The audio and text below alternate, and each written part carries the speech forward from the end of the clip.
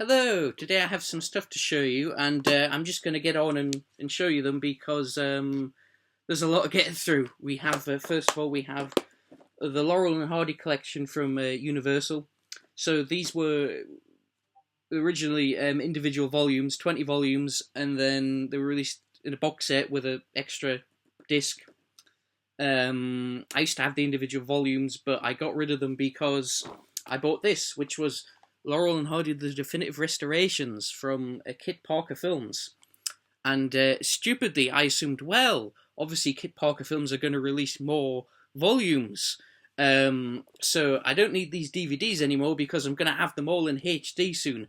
And this came out in 2020, and it's now 2024, and there haven't been any subsequent releases. So, and there were some films that are in this set but aren't in this one that I wanted to rewatch, so I just got the box set again. Yeah, this is the slimmed down version you get now.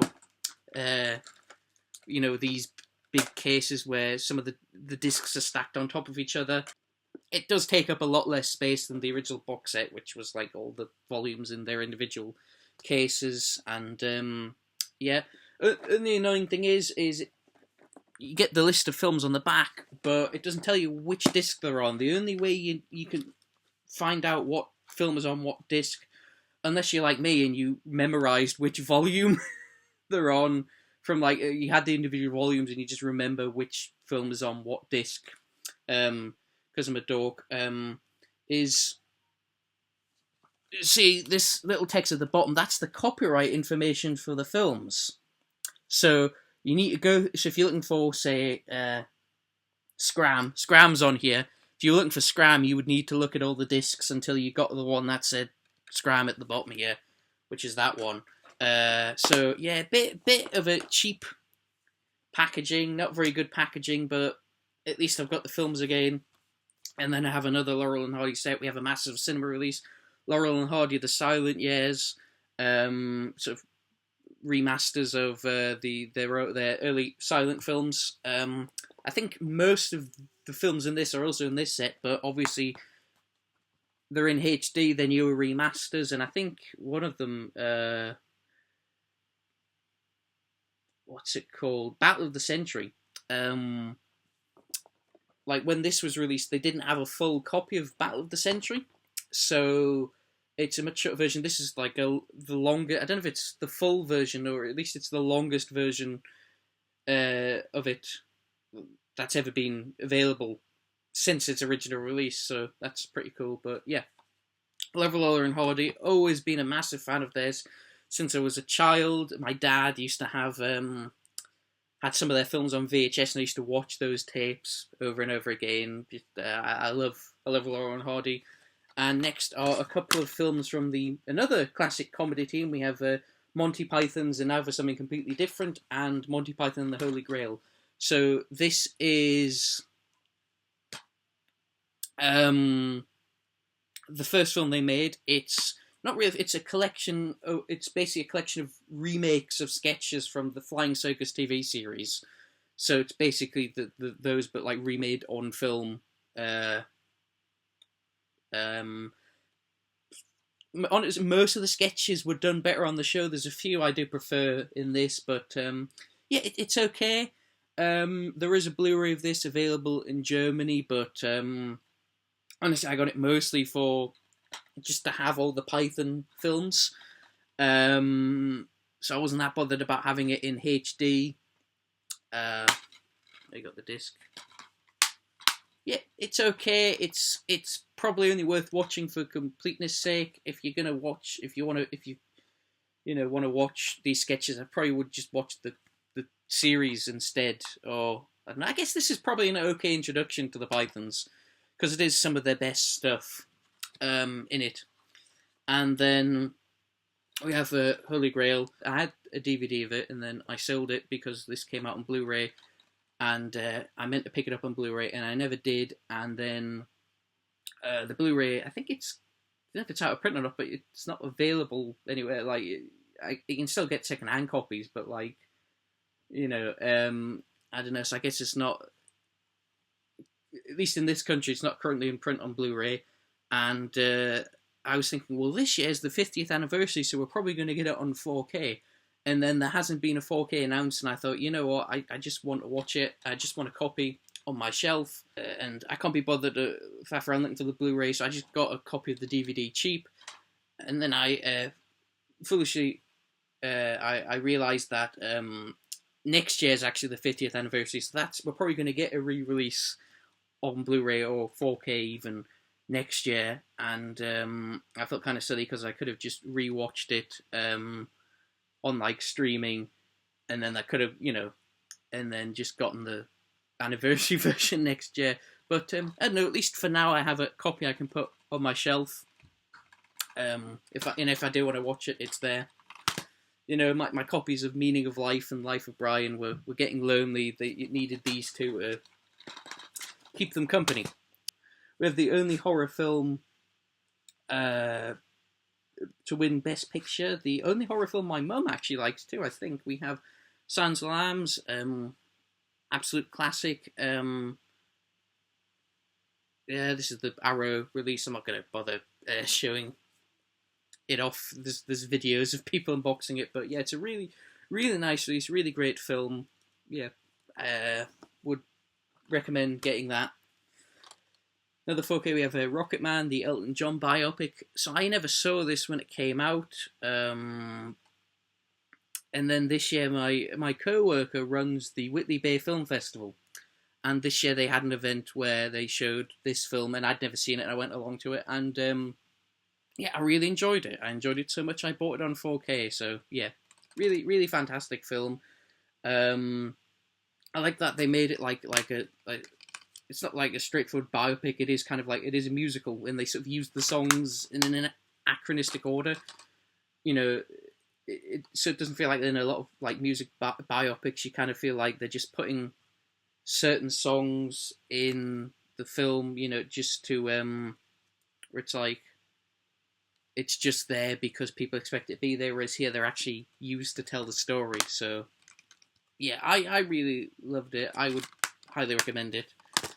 And then another 4K. I got this because this was in the 2 for 30 offer, and so I needed another film to get the offer, and I just picked this up because I only had it on Blu-ray. We have a Prometheus. I really didn't like this the first time I saw it, but then a couple of years ago I did a marathon of all the Alien Predator films.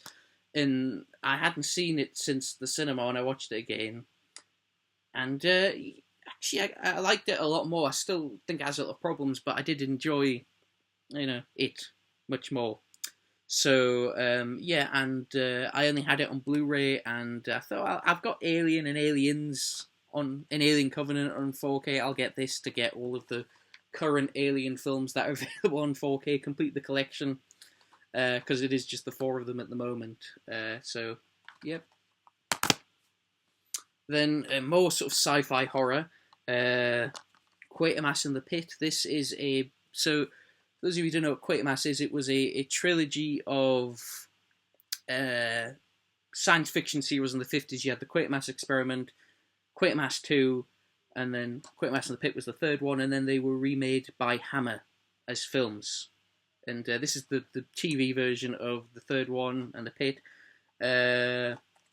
On Blu-ray, I do have the DVD, the DVD with all 3 serials. But I heard the remaster of this, the HD remaster of this looked really nice. So I thought I'll pick it up. I'm quite interested to watch it again because the first time I saw this, I thought it was a bit. I'd heard so many people say that this is like a lot of vintage fans of vintage British TV say this is like one of the best TV programs ever made, and when I watched it, I thought it was just all right. Honestly, I preferred the film, to be honest, but maybe it was because of the high expectations, and if I watch it again now, maybe I'll enjoy it a lot more. So yeah, Quatermass in the Pit. Then in HMV, I got a load, 5 films by Yatsujiro Ozu, the famous Japanese filmmaker. So 3 of these were on offer. They were like about half price. and the other two weren't, but they were around the same price, normal price. So I just got them. We have the flavour of green tea over rice. Equinox Flower, this one also includes bonus film, There Was a Father. Late Spring, this also has a bonus, it doesn't mention it on the front, but has a bonus film called The Only Son. Late Autumn, I have seen Late Autumn, I remember it being very good. Haven't seen it in a while, but I do remember liking it. Also includes A Mother Should Be Loved, and his very last film, An Autumn Afternoon, which also includes, the bonus film on here is A Hen in the Wind. So, yeah, I've seen some of his films, I've enjoyed the ones I've seen so far, and yeah, I'm looking forward to watching more of them. Another film that, this is a TV series, but something else I got on sale in HMV, it was on offer a while back. Nadia, The Secret of the Blue Water, the complete series. This is a anime series. Never seen it. Apparently it's based on 20,000 Leagues Under the Sea, the Jules Verne story. It's got like Captain Nemo in. It sounded interesting. I thought I'd give it a go. This is on 4K as well, but the 4K sets, it's in 2 volumes, and they're about 50 quid each. This is the complete series on Blu Ray, and it was I think about $21.99 in the in the sale that I got it in. So I'm like, yeah, I think since I've never watched the show, I think I'll pay that and maybe upgrade if I like the show. Let's see. I should note that this set there was a problem with disc 2, where if you played episode 18, it wouldn't play. If you clicked on the episode 18, it would just play episode 10 again. There's a manufacturing error, and there were replacement discs made. So you may, I think that I got this after that, so there probably are still, copies with the bad disc in. So if you pick this set up, check the disc, check. It's pretty easy to check. You just look up what episode 18. You look at the names of the episodes and then play episode 18 and see if it comes up with the title for episode 10 during the episode, and then you'll know. And then so check and make sure it's the, if it's the bad disc or not. If it is, go to contact. What's it called? All the Anime, which is the company who make this. You go to their website, talk to their customer service. Tell them you've got the bad disc, show them some proof of purchase, and they'll send you the disc. I got the fixed disc like a couple of days after I messaged them. Next is 3 Masters of Cinema titles. So these are out of print. Well, one of them isn't out of print, but it's currently not in stock anywhere. And just in case it was out of print, I thought I'd pick it up. So 2 of them I got in CEX, the CEX in Granger Street here in Newcastle. They had a load of out of print Masters of Cinema titles. I have to assume the person who owned them must have passed away and the family just sort of traded them in. Or maybe they're still alive and they were just hard up and they needed the money. I don't know. But I got Mad Detective. Love this film. Absolutely brilliant film. Always meant to get it when it was in print. Never did, then it went out of print, and then I managed to track down a copy of an ex-rental copy of the DVD. And so I finally watched it, and then I loved it so much I was kicking myself for not buying the Blu Ray when I could, and now I have it. And Die Nibble, I don't know how you say that. It's a German film. This is the one that it isn't technically out of print, it's just out of stock, but just in case I thought I would get it. And then there were some other ones that they had, but they all had like really bad. This is how I could tell they were from the same collection, because all of them had sun fading. These 2, just a little bit, not too much, but some of the other ones, the sun fading was really bad, which put me off buying them. So I went on the CEX website, and this is a one that wasn't in the shop, but I thought, I wonder if another CEX has this particular one in stock, and they did, and so I ordered it. It's Computer Chess. And because I had a voucher. I think I didn't pay anything for any of these, so yep, 3 out of print titles for like free, basically. Really, really happy about that. And then we have Thelma and Louise. So this was in HMV. This was $4.99 with any purchase. So I thought, well, for £5, I'll pick it up. You know, for not that much more than a rental. I'll watch it, and if I like it, oh, I have a copy of it. You know, and if I don't, and just give it away or something. And then finally we have Twister, The Dark Side of Nature. So I didn't see this till this year. I never saw it, and then the sequel, Twisters, came out this year, and I thought, you know, I should watch the first one.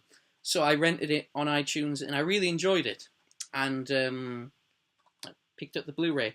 Now it did come out on 4K this year, but here in the UK, the only release that was, when I picked this up, that was listed was like a limited edition, like big tat box set on 4K, like steelbook and with an outer box and all sorts of stuff like that.